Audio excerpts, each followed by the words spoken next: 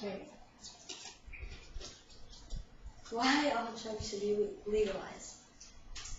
They ruin families, economies, relationships, and lives, but we might need to legalize them. What could I be talking about? Recreational drugs. I know you're probably thinking that I'm crazy right now, and why shouldn't you? Legalizing recreational drug use sounds like probably one of the most absurd things that you've ever heard. But you may want to listen up for your loved ones because the next one's in danger. I know what a lot of people are going to say because I've tried it all before. They'll say they're against the legalization of medical marijuana for exactly this reason. Because it's just to loosen people up, to get them to vote for the legalization of all recreational drugs. So then, they'll say, that's just great. Now we're going to live in an unsafe environment and drugs will kill so many people. This really isn't the case. Today I'm going to tell you who thinks we should legalize drugs, why we should legalize all recreational drugs, and what I predict the outcome will be. According to drugpolicy.org, 2/3 of Americans think that recreational drug use of all drugs should be decriminalized. This isn't just young people either. This is a huge portion of the 2/3 are people who are 65 and older and Republicans. I also agree with these people. I also agree with the people who protest for the legalization of all illegal drugs, and because they want to live in a society where there's complete freedom. We were told we live in a society of freedom, and we are told that we cannot do illegal drugs. It does make people protest. If these numbers are not convincing enough, here are some reasons for my argument. First of all, let's talk about what is in it for the government, because let's face it, nothing ever has changed it unless there's something in it for them. So let's say all drugs are legalized and you can now find them in any supermarket. What does that mean?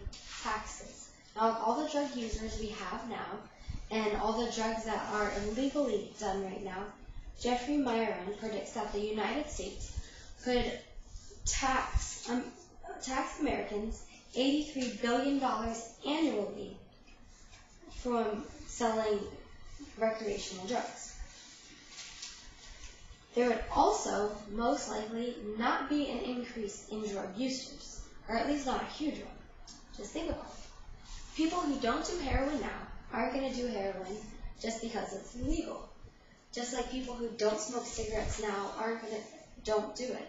Just like people who drink aren't going to do it if it became illegal. Most people don't smoke cigarettes because they kill thousands of people every year and they're concerned about their health.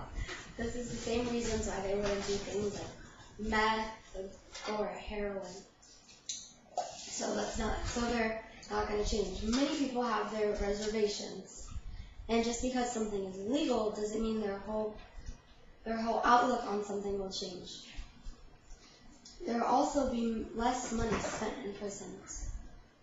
According to drugpolicy.org, 15 million people are arrested annually for drug charges. 80% of these are possession alone. 500,000 go to jail and 55,000 end up in prison. Now, feeding, housing, clothing, all these people is not cheap. Let's talk about how everyone thinks we will live in such an unsafe place. That's also probably not true.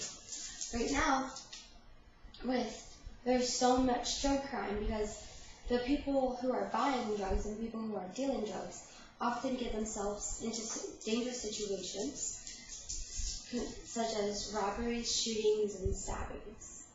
They also have to meet in unsafe places and meet at people's houses that they don't know, and this makes for a more unsafe environment. And if these factors were eliminated, there would be a huge amount of drug crime gone.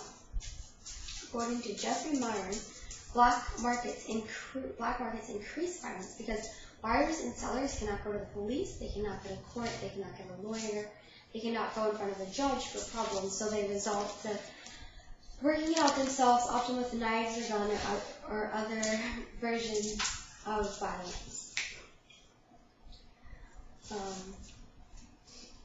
Another reason that we should make legalization of recreational drugs is because the government will be able to provide a more safe place and stability for drug users, such as clean needles for heroin users, more pure and uncut substances, as well as a safer environment for people to buy drugs and do drugs. So, if you think that is a what-if situation, well, it has been done before. Here are some probable outcomes. According to BMSTahoe.com, they predict this will lead to less corruption amongst law enforcement. This includes police officers who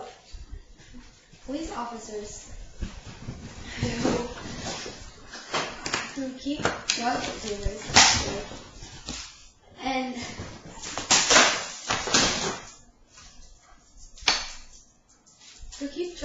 safe and who use drugs themselves and traffic drugs. This has also been done in Portugal, so I believe that their success should shed some light on what we need to do. Following information came from alternate.org. Portugal originally decriminalized all of its drugs because of their high HIV and AIDS status.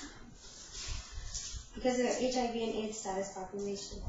Right after this decriminalization, Portugal was found with the lowest rates, with people over 15 using marijuana in out of all European countries. In fact, all drug use has been declined dramatically. This is complete opposite of the United States, where 40% of people over 12 years old use marijuana on a daily basis. In fact, HIV infection has also dropped by 17%, which was their original goal. Drug-related deaths were cut in half, and more people are willing to self-check into rehab because they're not afraid of repercussions or legal action going against them.